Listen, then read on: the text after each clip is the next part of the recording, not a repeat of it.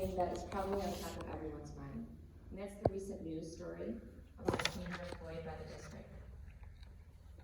Later this afternoon, the district sent a message out to staff and families regarding the incident, and we are working alongside law enforcement officials, and we share their deep concern about this issue. We truly do. However, we will not be answering any questions regarding this matter this evening. Tonight's presentation and discussion is on students' mental health and school safety, a shared responsibility. And tonight we have several individuals who are joining me, so I'm going to say their name and they're just going to wave their arm for you. We have Maddie DeVoe here in the front. She is one of our mental health liaisons. We have Cindy Reynolds. She is one of our counselors over at Knapp Forest. We have Lisa Rodell. She's our principal at Knapp Forest. We have Jody Arsulowitz. She is a counselor here at Central High School. We have Daryl Hoffman. He is our director of transportation. We have Scott Hay. He's our assistant superintendent for instruction. We have David Simpson. He is our principal over at Northern Hills Middle. We have Deputy Ben Donovan, and he is one of our school resource officers, and he handles our northern region. We're going to have our new director of safety and security, Mr. Ryan Kimball, here with us this evening, but he has got to take it away to take care of all the business. That's not a word yet. He's a man of the business.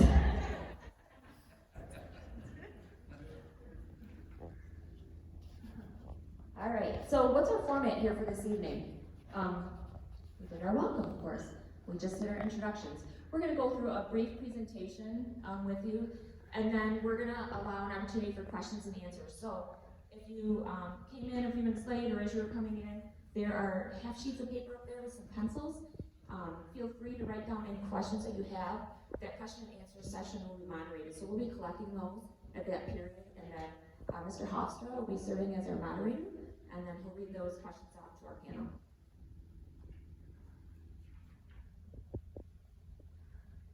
All right, so in Forest Hills, we really care about student safety and mental health, and that is what is bringing us together here this evening.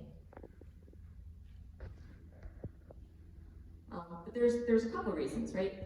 One of them is that we are receiving some state funding. The state has really, in the last couple of years, had a strong focus on student safety and student mental health. So they have allocated additional resources for schools across the state to address those two particular areas.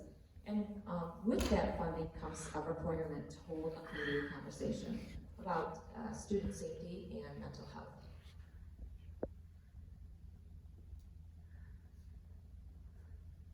All right, so we're going to start with student safety first.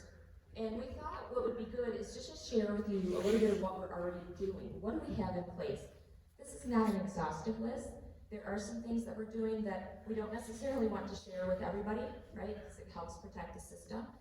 But some of our current supports, I mentioned Ryan Kimball, our new Director of Safety and Security, is a brand new position for the district.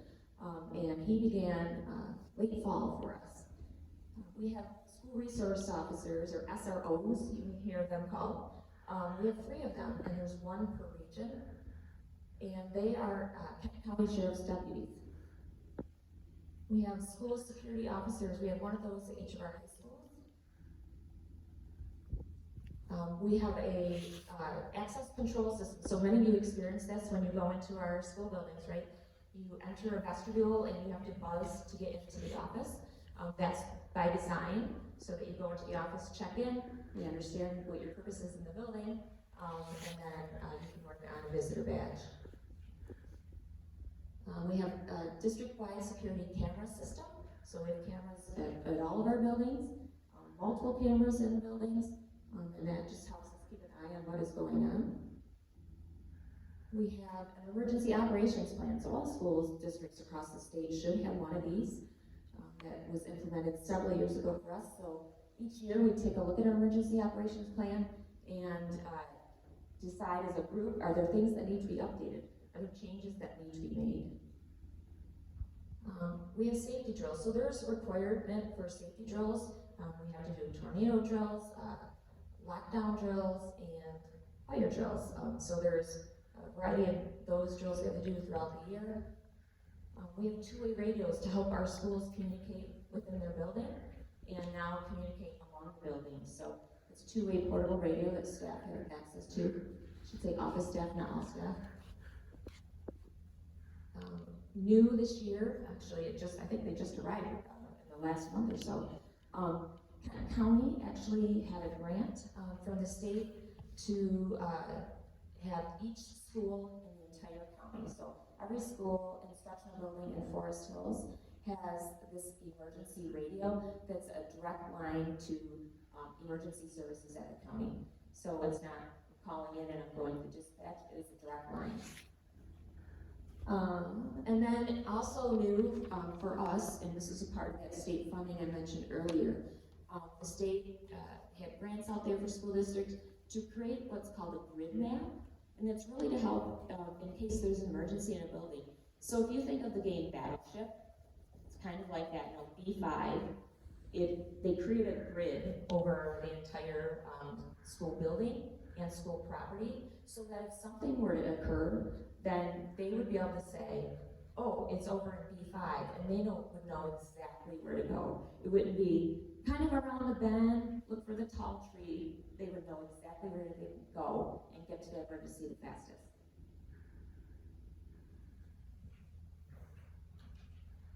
All right, I'm going to welcome up Deputy Ben Dunnebeck to hit a little bit on our school resource officers. Thank you, Julie.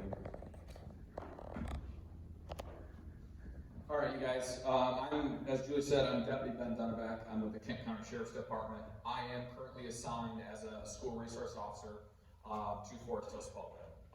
I am in charge of Forest Hills Northern and its attendance area. However, if one of us is on vacation or one of us is working on something, we partnership. I know a lot of the administration from Forest Hills Central as well as Forest Hills Eastern, and we work collaboratively with all three of us. Deputy Jim Sabota is here at Forest Hills Central, and Deputy Corey Chika is currently at Forest Hills Eastern. So there's three of us in the district. As you can see, we've partnered, or the Sheriff's Department has partnered with Forest Hills for quite a long time, since 2002. However, in 2019, Forest Hills saw the need to expand that program to have a few more of us. And that's when they expanded to one of us in each attendance area. It gives us more access to be able to get into other buildings, complete safety drills within these buildings, and help and provide support for administrative staff and staff within those buildings.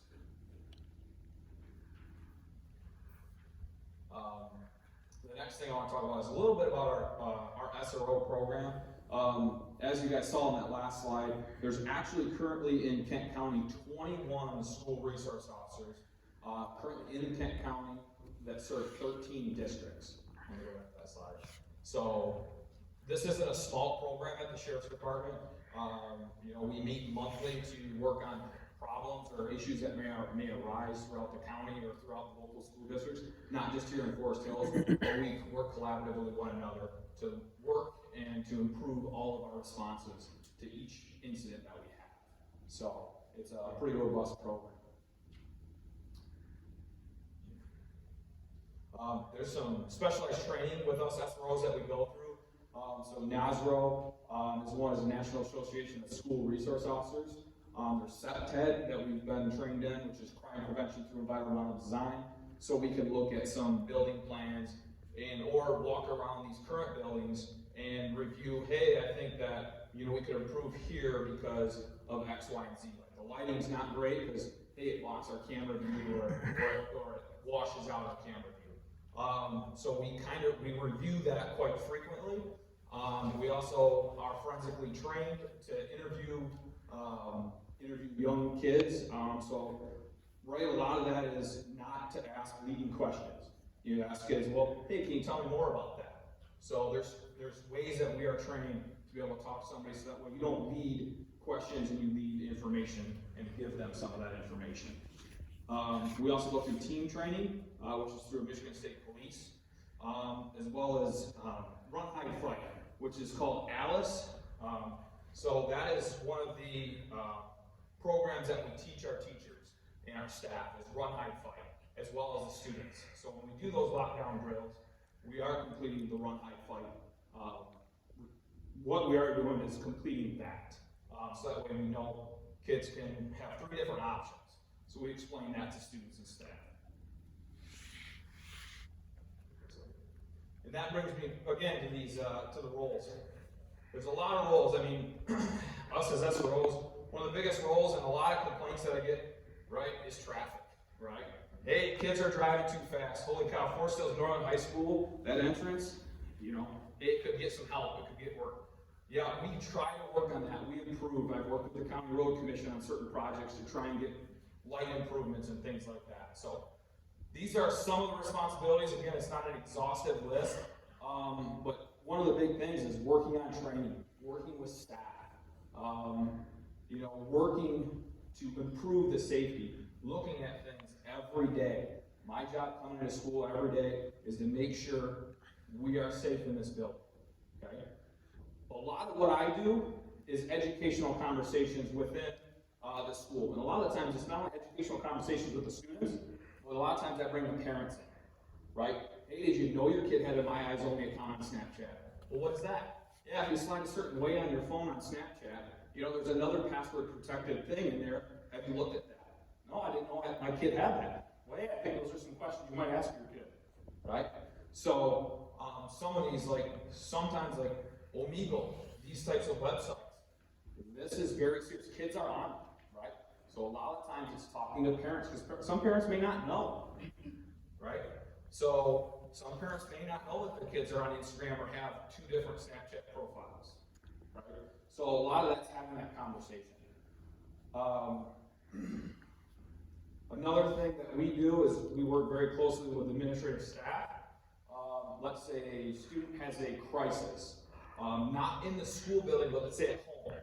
They have some sort of mental health crisis at home where our road patrol responds out there. And when our road patrol responds out there and they identify that student as a Forest Hills student, Northern, Central, or Eastern, by policy they need to send me an email.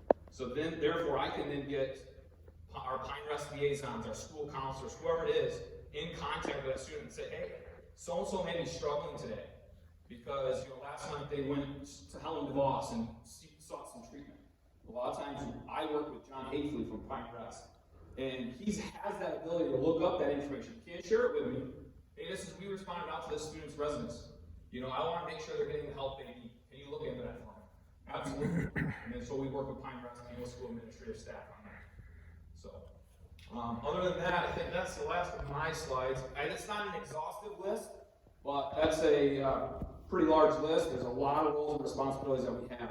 But our biggest priority is the student safety. I'm going to turn it now over to Daryl. He's going to talk a little bit more about bus transportation and bus safety.